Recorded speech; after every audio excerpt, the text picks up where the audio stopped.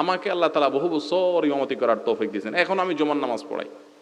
কিন্তু হুজুর হিসাবে বাড়িতে বাড়িতে যা খাওয়া, এটা আজকে না, এটা আরো 20 বছর 22 বছর আগে থেকে আমি মেনটেন করি। আমাকে কেউ যদি দাওয়াত দেয়, হুজুর বাড়িতে এসে খায়েন, আমি বলি ভাই ভাত আমার বাড়িতে আছে আলহামদুলিল্লাহ, আমি 2টা ভাত খাওয়ার জন্য আপনার বাড়িতে যাব। আপনি আমাকে দাওয়াত দিয়ে খাওয়াবেন, হয় আমার সাথে আপনার একটা সম্পর্ক তৈরি হবে, সেই ভিত্তিতে দাওয়াত দিয়ে খাওয়াবেন। করুণা হিসাবে হুজুর আল্লাহর রাস্তায় একটু খাওয়াইলাম, এই করুণার খানা আমি খাইতে যাব না, আমি যাই না আলহামদুলিল্লাহ। এই আত্মসম্মান বোধ হুজুরদের মধ্যেও থাকতে হবে। বাড়ি বাড়ি শুধুমাত্র দাওয়াতের ধান্দা করে বেড়াইলেন, হালাল হারামবাজ বিচার করলেন। আমাদের মাহফিলের ফরমে লেখা থাকে যে আমরা খেতে চাই না, যদি খেতে হয় কার বাড়িতে খাবো তার উপার্জন কি ডিটেল আমাদেরকে জানাইতে হবে, অফিস থেকে এটা শিওর করা হয়, তারপরে সে বাড়িতে আমরা খাওয়ার চেষ্টা করি। কারণ আপনি 2 নম্বর পথে টাকা কামাইয়া পাহাড় বানাইয়া হুজুরে খাওয়ায় পেট ঢোল বানা দিলেন আর জান্নাত চলে গেলেন, এত সোজা? ওই হুজুর সহ আপনি সহ দুজন ধরা খাবেন। ইমামের প্রতি মুসল্লিদের হক আর মুসল্লিদের প্রতি ইমামের হক কি? 1 নম্বর হলো মুসল্লিদের প্রতি ইমামের কর্তব্য হলো ইমাম সাহেব মুসল্লিদেরকে সঠিক সুন্দরভাবে বিশুদ্ধভাবে সালাতের ইমামতি করবেন, নেতৃত্ব দিবেন, সুন্দরভাবে সালাত পড়াবেন এবং তাদের ঈমান আকীদা শিখাবেন, তাওহীদ শিখাবেন, সুন্নত শিখাবেন, বেদাত থেকে দূরে রাখবেন, তাদেরকে দ্বীনটা সঠিকভাবে শিখাবেন। এটাকে চাকরি হিসাবে নিবেন না, এটাকে সুযোগ হিসাবে নিবেন। ইমাম সাহেবরা তাদের মন মানসিকতা হবে তারা মানুষের সেবা করবেন, উপকার করবেন, এই মানসিকতা থাকবে। যুবকদের জন্য আলাদা, বৃদ্ধদের জন্য আলাদা, শিশুদের জন্য আলাদা, মহিলাদের জন্য আলাদা, বিভিন্ন রকমের এরকম দ্বীনি প্রোগ্রামের অ্যারেঞ্জ তারা করবেন মসজিদ থেকে। সেই সাথে তারা মসজিদে দায়িত্বশীল হিসাবে মানুষকে আল্লাহমুখী করবেন, দ্বীনমুখী করবেন, কোরআন হাদিসের তালিম দিবেন, সালাতের তালিম দিবেন। এই কাজগুলো যথাযথভাবে করবেন। শুধু ডিউটি পাস করবেন না যে কোনো রকম আমি টাইম পাস করে ডিউটি পালন করলাম, এটা করবেন না। ইমামের কর্তব্য হলো মুসল্লিদেরকে ডেভেলপ করা অ্যাজ এ মুসলিম, এটার জন্য যত উদ্যোগ নেওয়া দরকার তিনি নেবেন। আবার ইমামের প্রতি মুসল্লিদের কর্তব্য হলো মুসল্লিরা ইমাম সাহেবের চলতে ফিরতে যেন অসুবিধা না হয়। কমিটির লোকজন আছে, আমাকে একবার এক কমিটির লোক বলছিল, আমি বলছিলাম ভাই এত কম বেতন দেন ইমাম সাহেবকে, ব্যাপার কি? তো বলো যে ওনাদের আসলে অনেক আউট ইনকাম আছে।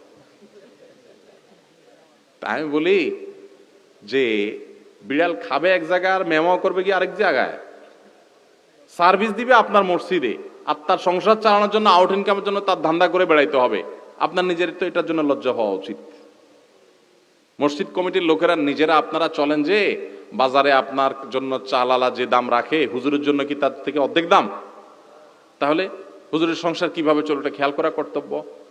ইমাম সাহেবদের এবং মসজিদ সংশ্লিষ্ট যারা তারা সম্মানজনকভাবে চলতে যেন পারে সেই ব্যবস্থা করা, এটা কর্তব্য সবার। সেই সাথে ইমাম সাহেবদের প্রতি শ্রদ্ধা জ্ঞাপন করা যে আলেম, এটা কর্তব্য। আমি সবসময় একটা এক্সাম্পল দেই, সেটা হলো ইমাম খতিব নিয়োগ দেওয়া, এটা হলো আমাদের রাষ্ট্রের প্রেসিডেন্ট নিয়োগ দেওয়ার সাথে মানে পদ্ধতিগত মিল।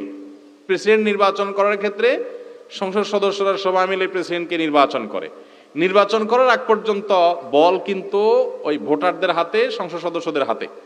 ওনারা কাকে নির্বাচন করবেন, বেশিরভাগ মানুষ কারে ভোট দিবেন সেটা তাদের ব্যাপার। কিন্তু ভোট দিয়ে যখন নির্বাচন করে ফেলে, এরপরে কিন্তু প্রেসিডেন্ট সাহেব হলেন সর্বে সর্বা, ওনারা হলেন অধীনস্থ। বুঝেন না ব্যাপারটা? আবার যদি প্রেসিডেন্ট সাহেব এমন কিছু করেন যে না তারে আর রাখা যায় না, তখন আবার কিন্তু অনাস্থা প্রকাশ করে সংসদ সদস্যরা মিলে তাকে আবার বাদও দিতে পারেন। এবার আমাদের ইমাম নিয়োগ পদ্ধতির সাথে মিলান, দেখবেন হুবহু মিলে যায়। এলাকার লোকজন, গণ্যমান্য ব্যক্তিরা, মুসল্লিরা, কমিটির লোকজন, আপনারা স্বাধীন কাকে ইমাম নিয়োগ দিবেন, ভালো মানুষ দিবেন না খারাপ মানুষ দিবেন, যোগ্য দিবেন অযোগ্য দিবেন, এটা আপনাদের ব্যাপার। আপনারা নির্বাচন করতে পারেন, স্বাধীনতা আপনাদের কাছে। আল্লাহ আপনারা বাধ্য করে দেন অমুকরেই করতে হবে, আপনি বাছাই করে সবচেয়ে ভালোটা নিবেন। কিন্তু যখন নিয়োগ হয়ে যাবে তখন কিন্তু উনি ইমাম, উনি নেতা, উনি আপনার সামনে, ওনার সামনে বেয়াদবি করা যাবে না, তাকে মানতে হবে যে প্রেসিডেন্টকে যেরকম মানতে হয়। আবার যদি ইমাম সাহেব এমন কোনো পথে চলে যায় যে না তারে আর রাখা যায় না, ওনার পিছনে নামাজ আর পড়া যায় না, তখন আবার ওই যে ইমপিচমেন্ট করতে পারেন, তখন আবার আপনি অনাস্থা প্রকাশ করতে পারেন, সেই সুযোগ আছে। কিন্তু আমরা কি করি?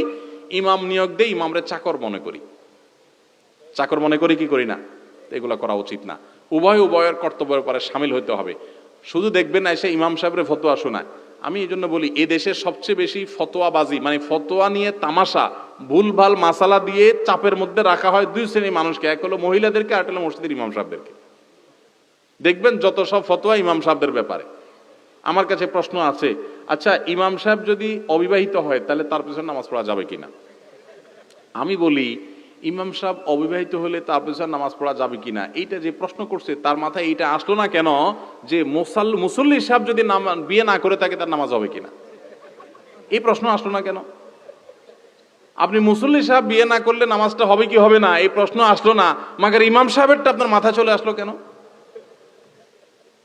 যত ফতোয়া দেখবেন সব কার বিরুদ্ধে? ইমাম সাহেবের বিরুদ্ধে। এবং ইমাম সাহেবের বিরুদ্ধে সমালোচনা করাটা বেশ বেশ মধুর, একদম সুস্বাদু খাবারের মতো আমাদের কাছে মজার লাগে এই রসমষ্ট ইয়েটা, সমালোচনাটা, তাই না? রাস্তার মোড়ে মোড়ে চার দোকানে বসে বসে আমার আব্বা একটা কথা বলতেন যে ক্রিকেট মাঠের ওই ক্রেজে থাকা যে ব্যাটসম্যান থাকে ওই ব্যাটার মতো, আর ফুটবল মাঠের যে ফুটবলটা থাকে ওই বেচারা ফুটবলের মতো, যে 22 জনের পায়ে দৌড়ের উপরে থাকে, এ ওর কাছে ও ওর কাছে। আর ইমাম সাহেবদের অবস্থা অনেকটা এরকম বানাই ফেলাই আমরা, যে সবাই মিলে কমিটি, মসজিদের সাধারণ মুসল্লি সবাই মিলে ইমাম সাহেব এটা হলো কেন, ইমাম সাহেব এটা হলো কেন, ইমাম সাহেব একদিন নামাজে ভুল করে ফেলছে লোকমা, তাহলে এবার তো আর উদ্ধার রক্ষা নাই বেচারার। হ্যাঁ, আমি না হয় দোকানদারি করি, আমার দোকানের কথা মাথায় আসে, ইমাম সাহেবের কি মাথায় আসে, ওনার কেন ভুল করলো? আছে না নাই? হারাম শরীফের মতো জায়গায় ইমাম সাহেব সূরা ফাতিহা ভুল করে বসে আছেন, কোনো অসুবিধা নেই, তারা এটাকে স্বাভাবিকভাবে নিচ্ছে, মানুষ তো ভুল হবেই। কিন্তু আমাদের দেশে ইমাম সাহেবদের ভুল হলে একদিন বেশি 2 দিন হলে না, এই হুজুর আর রাখা যাবে না, হুজুর বয়স হয়ে গেছে, ঠিক না ভাই? ঠিক। আর এই যে রমজান মাস আসতেছে, সুবহানাল্লাহ, হাফেজদের ভুল হলে তো কোনো কথাই নাই, না হাফেজ এবার জুত মতো পড়ে নাই, এত লোকমা খাচ্ছে, তাহলে এটা ভালো হাফেজ না। এগুলো আমাদের ভুল চিন্তা। মানুষ ভুল হবে, ভুল হওয়াটা স্বাভাবিক। আপনারা বেশি চালাক হয়ে গেলে হুজুররা আরো ডবল চালাক হয়ে যায়। অনেক হাফেজরা আছে তারাবিতে 2 জন চুক্তি করে নামাজ পড়ে যে আমার ভুল হলে তুমি পিছন থেকে লোকমা দিবা না, আবার তুমি যখন পড়াবা আমিও লোকমা দেব না, ভাই কাটাকাটি। এরপরে যখন আমার সময় আসবে যেটা বাদ যাবে ওটা আবার পড়ে দেবো, তাতে বেকুব মুসল্লিরা হইচই করে, এগুলারে বোকা বানাই দিলাম। তাহলে বেশি চালাকি করে গলায় কিন্তু দড়ি, এই জন্য অতি চালাকি করবেন না।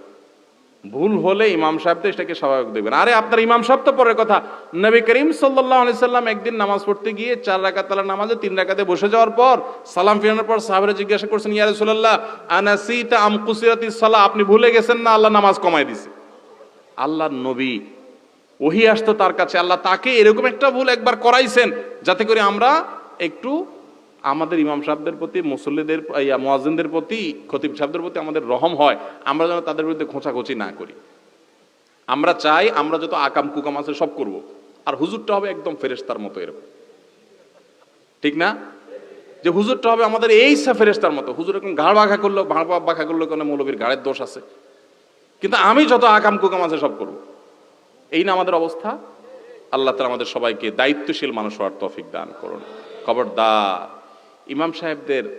ইমাম সাহেবদের গীবত এটা ভয়াবহ বিষয়।